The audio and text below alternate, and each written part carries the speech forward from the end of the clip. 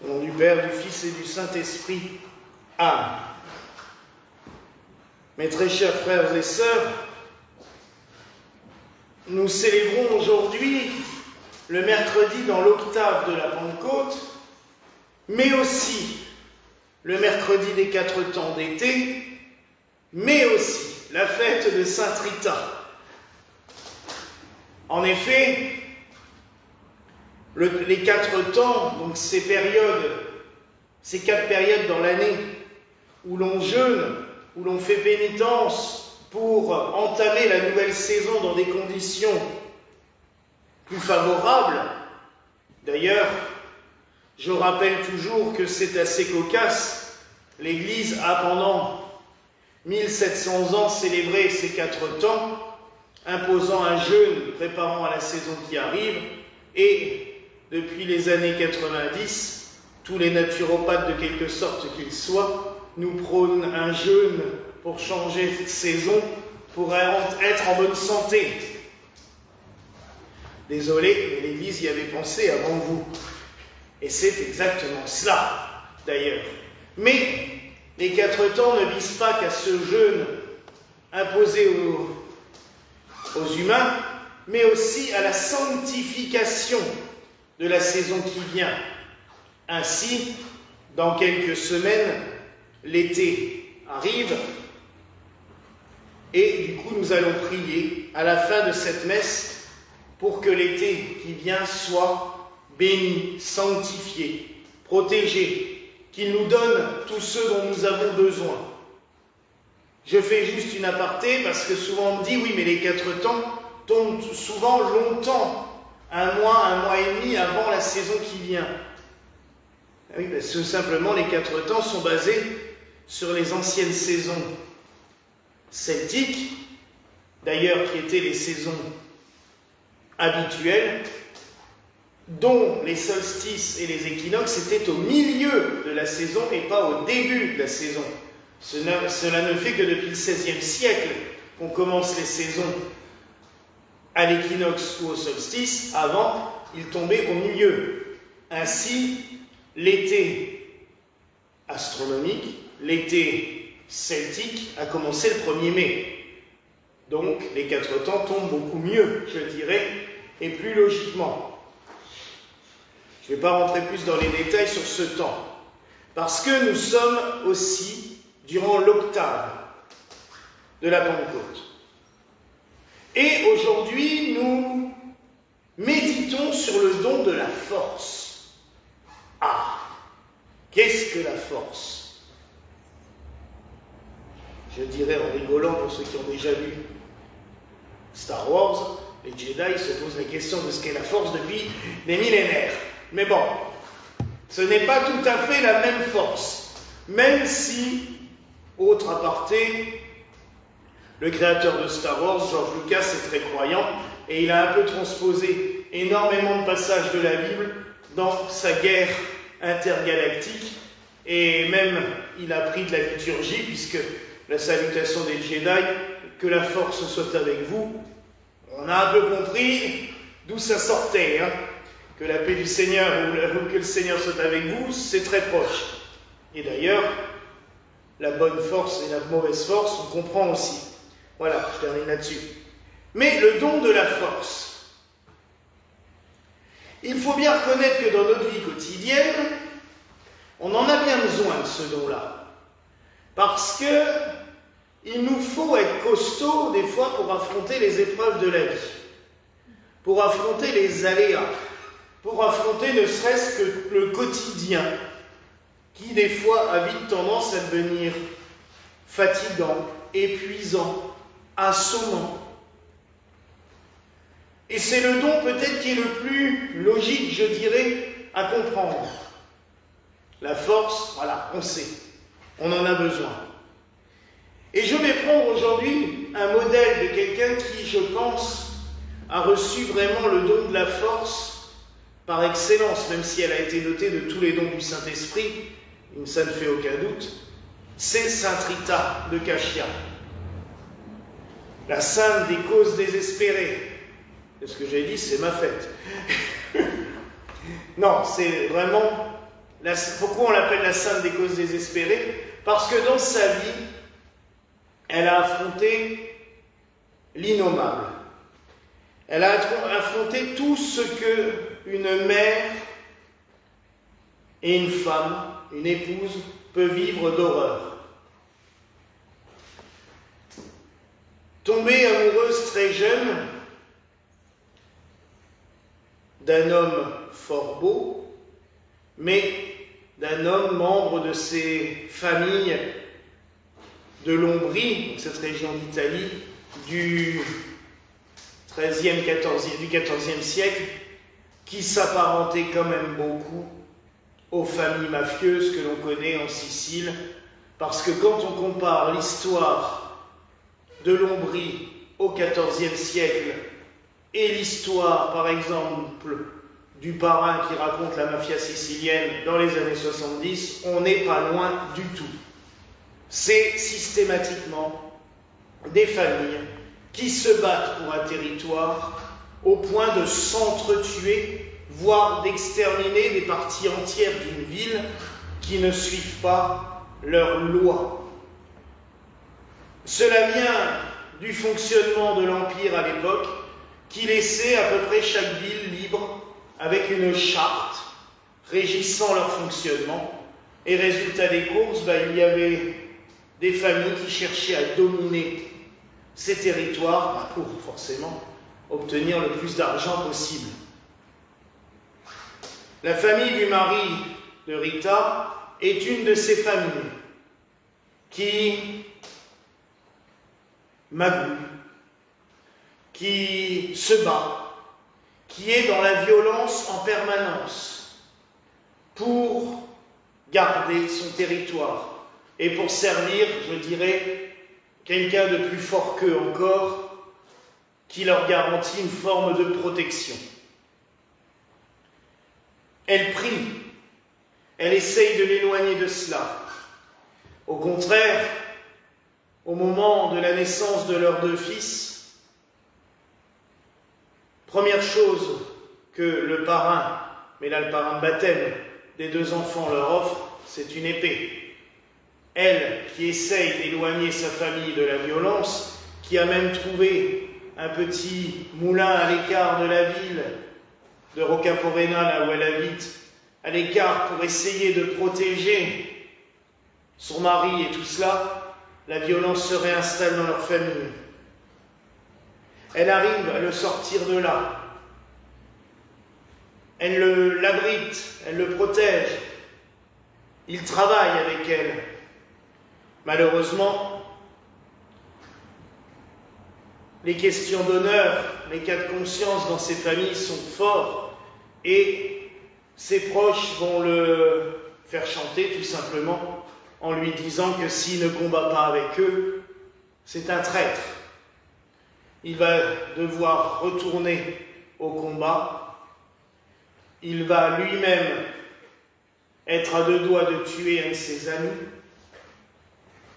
Et au bout du compte, il va se faire tuer par la famille ennemie. Ce que l'on saura bien plus tard, c'est que il est tué par la famille ennemie parce qu'il a été trahi par un de ses proches. Rita va pleurer tout ce qu'elle peut, mais surtout elle va être confrontée à quelque chose d'horrible, c'est que les proches de son mari vont pousser ses enfants, encore jeunes, à combattre pour venger leur père. Et là, Rita va faire quelque chose de terrible. On peut se dire cela de l'extérieur. Elle va prier le Seigneur. Seigneur, vaut mieux que tu enlèves mes enfants de la terre qu'ils commettent un meurtre par vengeance. Et ces enfants vont mourir dans une épidémie, très rapidement. Rita va finir comme une clocharde pendant quelque temps. Elle va demander à entrer au couvent de Caccia, on va la refuser, alors qu'elle fréquente les sœurs Augustines depuis toute petite, mais on va la refuser pensant qu'elle veut entrer dans ce couvent juste pour amoindrir la douleur de son veuvage et sa tristesse. Mais là aussi, elle va faire preuve d'une force extraordinaire. Vous aurez compris que tout ce qu'elle a vécu déjà, elle a montré une force terrible. D'oser demander à Dieu que ses enfants soient enlevés de la terre plutôt qu'ils commettent un meurtre et de les voir dans le péché et de les voir sombrer dans cette spirale infernale de la mort, c'est terrible. Mais elle réussira. Donc Rita vit dans cette espèce de clochardise. Néanmoins, elle arrive à faire la paix aux deux familles qui se battent dans Cashia. On va du coup la prier pour la paix régulièrement. On va venir lui demander aussi de soigner les malades. Elle va même guérir des malades. Puis elle refait une demande. La mère supérieure lui dit encore non. Et elle lui dit en rigolant, tu pourras devenir sœur le jour où cette vigne desséchée donnera du fruit. La vigne était totalement morte au plein milieu du cloître. Et Rita part, désespérée. Elle va s'endormir au bord de la rivière, près de chez elle. Et au petit matin, des cloches sonnent au monastère des Sœurs Augustines. La mère supérieure court, car c'est elle qui a la clé. Elle ne comprend pas comment les cloches font pour sonner. Les sœurs sont dans leur cellule. Et elle trouve, couchée en plein milieu du cloître, les portes toutes fermées, Rita, qui a été transportée là miraculeusement. Et Rita, se réveillant, montre à la mère supérieure la vigne qui est pleine de fruits. La mère supérieure comprend que là, oui, elle peut l'accueillir parmi les sœurs. Elle va donc vivre sa vie parmi les sœurs Augustines, mais ça ne lui convient pas totalement. Car tous les jours, elle prie devant le crucifix et elle dit au Seigneur, je n'ai pas encore assez souffert pour être assez proche de toi. Pourtant, jusqu'elle a vécu. Et elle va recevoir, pas les stigmates, comme saint François d'Assise, mais un stigmate. C'est-à-dire qu'une épine va se détacher de la couronne du crucifix et va venir se planter dans son front. Pour cela que sur toutes ces images et ces statues, il y a le stigmate du front. Non seulement cette blessure va la terrasser de douleur, lui provoquer des migraines horribles, mais en plus, cette blessure va la couper du reste de la communauté parce qu'elle va exhaler une odeur pestilentielle, au point que les sœurs vont faire ordonner à la mère abbesse que Rita ne quitte plus sa cellule tellement elle empeste le couvent et la chapelle. Vous imaginez qu'elle se retrouve totalement isolée, alors que de l'extérieur, tous les gens de la ville lui font passer des petits mots pour recevoir des conseils, des aides, des soutiens de sa part. Et cela va durer un long moment comme cela, jusqu'au jour où Rita va sentir la mort arriver, et elle va demander encore une petite grâce à une de ses cousines qui a pu rentrer dans le couvent pour la voir. Elle va lui dire, va dans le jardin de ma maison, à Rocaporena, donc à 3 km de Cashia, et va cueillir des roses dans mon jardin. Sa cousine la regarde de travers, on est en plein hiver et il neige. Et Rita lui dit, vas-y. Elle y va, et elle trouve en effet des roses dans le jardin. Elle va les ramener à Rita, et c'est pour cela que Sainte Rita est aussi la patronne des roses, avec Thérèse d'ailleurs, et que souvent on bénit aussi des roses pour sa fête, et qu'elle est toujours représentée soit avec des roses dans les bras, soit aux pieds, à ses pieds, à cause de ce miracle. Et c'est à ce moment-là aussi que l'odeur qui sort de son front ne sera plus pestilentielle, mais un parfum de rose, un parfum de sainteté. Elle meurt dans ces conditions-là, elle sera enterrée au sein du monastère. Il va falloir attendre plusieurs siècles pour qu'elle soit béatifiée, alors qu'elle est vénérée par tout le monde. On trouve son corps intact dans la châsse, dans le cercueil, on la met dans une châsse, elle est exposée, et elle sera béatifiée, canonisée que au milieu des années 20. Il aura fallu presque 500 ans pour la canoniser, alors qu'elle est vénérée partout. Et ce qui est le plus fou, c'est que son corps est totalement intact, souple, et les sœurs ouvrent la châsse à peu près tous les 10-15 ans pour changer les vêtements, parce que les vêtements tombent en lambeaux, mais elle est toujours intacte. Et quand la châsse est ouverte, il y a une odeur de rose qui se diffuse dans tout le monastère. Il y a une autre grâce, c'est lorsqu'on demande une grâce particulière au couvent de Sœur Augustine de Cachia, et que c'est vraiment quelque chose de très particulier, c'est un style, vraiment une guérison particulière, et qu'il y a une guérison miraculeuse.